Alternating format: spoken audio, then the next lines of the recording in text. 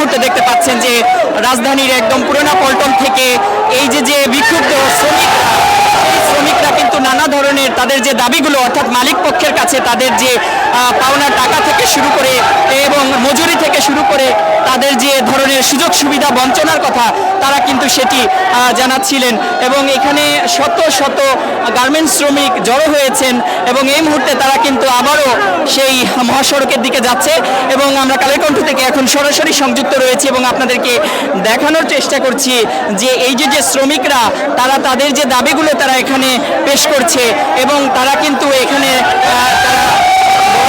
বিক্ষোভ এবং সমাবেশের মতো করে তারা মহাসড়কের দিকে এগিয়ে যাচ্ছে এবং তারা বর্তমান যে সরকার রয়েছে সেই অন্তর্বর্তী সরকারের কাছে তাদের দাবিগুলো তারা প্রেরণ করছে এবং তারা এটাও বলছে যে তাদের দাবিগুলো যদি দর্শক ঠিক এই মুহূর্তে আমরা একদম পুরনো পল্টন থেকে এই যে বিক্ষুব্ধ গার্মেন্টস শ্রমিকরা তাদের যে আন্দোলন বা তাদের যে বিক্ষোভ সমাবেশ সেটি কিন্তু আমরা দেখানোর চেষ্টা করছি।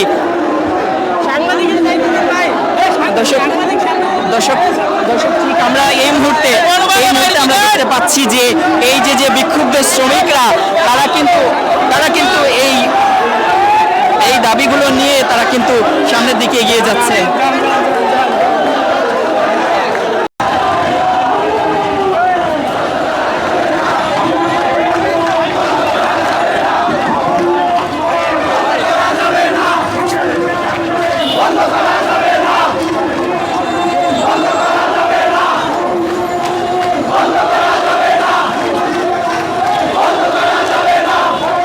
শ্রমিকদের আন্দোলন চলছে, নিশ্চয়ই দেখতে পাচ্ছেন।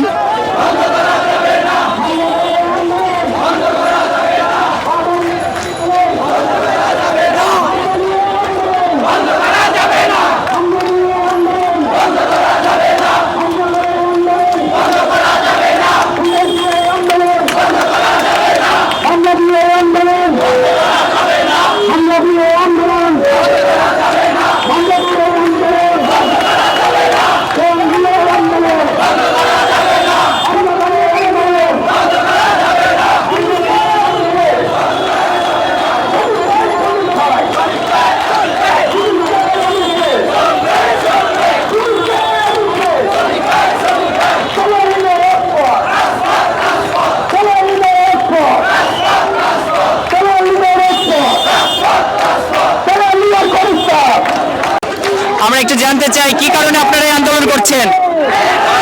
আন্দোলন এটা মজুরির জন্য, আমাদের অধিকার আদায়ের জন্য। কি কারণে আন্দোলনটা কেন? আমাদের রেটের জন্য, মজুরির জন্য আন্দোলন। আমাদের এখানে প্রায় লক্ষ লক্ষ শ্রমিক লোকাল গার্মেন্টস সেক্টরে কাজ করি। আমাদের এখানে পরিচয়পত্র নেই, 1 নম্বর। 2 নম্বর কোনো নিয়োগপত্র নেই এবং কি তারা 5-6 মাস কাজ দিতে পারে না এবং পরবর্তীতে তারা সিজন আসলে 3-4 মাস কাজ দিয়ে অতিরিক্ত মানসিক প্রেশার দিয়ে তারা ডিউটি করায়। তারা ওই পরিমাণ কোনো প্রাপ্য মজুরি দেয় না, নাইট অ্যালাউন্সের কোনো ব্যবস্থা নেই এবং কি মানসম্মত কোনো টিফিন নেই, কারখানায় ঘুমাইতে হয়। এখানে মানসম্মত কোনো পরিবেশের কলকারখানাগুলো দিছে, এখানে কোনো মানসম্মত পরিবেশ নেই, অনুপযোগী বিল্ডিংগুলো কারখানা দিছে এবং কি আমাদেরকে আংশিক কিছু খরচ দিয়ে তারা মাসের পর মাস বকেয়া মজুরি আটকে রাখে। সেই আংশিক মজুরি দিয়ে আমরা পরিবার পরিজনে কীভাবে চলতে পারি? এটা তো একটা বলার বিষয়। আমরা সেজন্য আমাদের সংগঠন থেকে আমরা মালিক সমিতি বারবার আমরা তাগিদ দিছি, চিঠি দিছি, সর্বশেষ শ্রম মন্ত্রণালয়ে চিঠি দিছি, কলকারখানা পরিদর্শন সেখানেও আমরা স্মারকলিপি দিছি। এই ক্ষেত্রে তারা মালিকরা কোনো কিছু আমাদের কথা সাড়া দিচ্ছে না। তার কারণে আমরা আজকে বিক্ষোভ মিছিল এবং আমরা সমাবেশ করার উদ্যোগ নিয়েছি। আমরা মাস শেষে আমাদের সময় আইনও বলা আছে, শ্রমিক যে মাসে কাজ করবে পরের মাসের 7 তারিখের ভিতরে মজুরি পরিশোধ করা হবে। আপনি দেখেন প্রতিটা দোকানেই যে কোনো পণ্য কিনতে গেলে নগদ টাকা দিতে হয়, নয় পণ্য আগে না টাকা আগে, না হলে টাকা আগে পণ্য পরে। কিন্তু আমাদের সময় আইন আমাদের দুর্বল করে দিছে। আমাদের 1 মাস তারা ব্যবসা করবে, পরের মাস 7 তারিখে মজুরি দেবে, আর আমরা সেটুকু পাচ্ছি না। তাহলে আমরা কোথায় গিয়ে দাঁড়াবো? আংশিক কিছু খরচ দিয়ে আমাদের পরিবার পরিজন এখন বাচ্চা কাছে নিয়ে লেখাপড়া করার আমাদের একদম জীবনমান একদম বিসর্জন হয়ে পড়েছে। আমাদের মূল দাবি পরিচয়পত্র, নিয়োগপত্র এবং কি আমাদের মাস শেষে টাকা ক্লিয়ার, রেট বৃদ্ধি। আমাদের বিগত 10 বছর যাবৎ কোনো মজুরি বৃদ্ধি হয় না। আমরা লোকাল গার্মেন্টস সেক্টরে পিস রেট হিসাবে কাজ করি।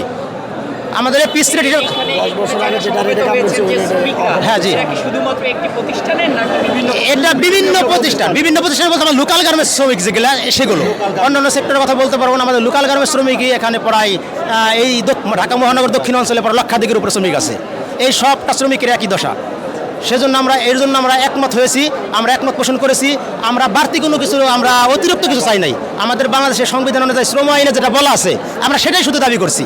আমাদের অতিরিক্ত কোনো অ্যাডভান্স কিছু আমরা চাই নাই। আমাদের শ্রম আইন অনুযায়ী আমাদের দাবিটা পূরণ করলে আমরা শান্ত, আমরা খুশি। সরকারের কোনো দায়িত্বশীল কর্তৃপক্ষ কি আপনাদের সাথে যোগাযোগ করেছে? যোগাযোগ করছে কিনা আমাদের ঊর্ধ্বতম কর্তৃপক্ষ তারা বলতে পারবে, তারা কথা বলছে। কিন্তু আমাদের মূল কথা হচ্ছে যে ঊর্ধ্বতম কর্মকর্তা যারা আছেন তারা এই লোকাল গার্মেন্টস সেক্টরের মালিক মহাজনদের যে একটা শ্রমিক আপনার মালিক সমিতি আছে, সেখানে আমাদের সংগঠন থেকে বারবার তাদের তাগিদ দেওয়া হয়েছে, আমাদের কথা কোনো গুরুত্ব দিচ্ছে না। তাই আমরা এরকম শ্রম অধিদপ্তরে আসছি, হ্যাঁ এখানেও দিছি আমরা কয়েকবার। এখান থেকে কর্মসূচির মধ্য দিয়ে হ্যাঁ, জি। আসলে আপনারা কি ধরনের বার্তা দিতে চাচ্ছেন? আমরা বার্তা দিতে চাচ্ছি যদি আমাদের এই দাবিগুলো আদায় না হয়, আমাদের এই ন্যায্য দাবিটা, আমাদের যে ন্যায্য দাবি এই দাবিগুলো আদায় না হয়, আমরা অবশ্যই কর্মবিরতিতে যাবো, লাগাতার আমরা কর্মবিরতিতে থাকবো। গার্মেন্টস শ্রমিকরা তারা কিন্তু এইভাবে একদম বাইতুল মুকাররম এবং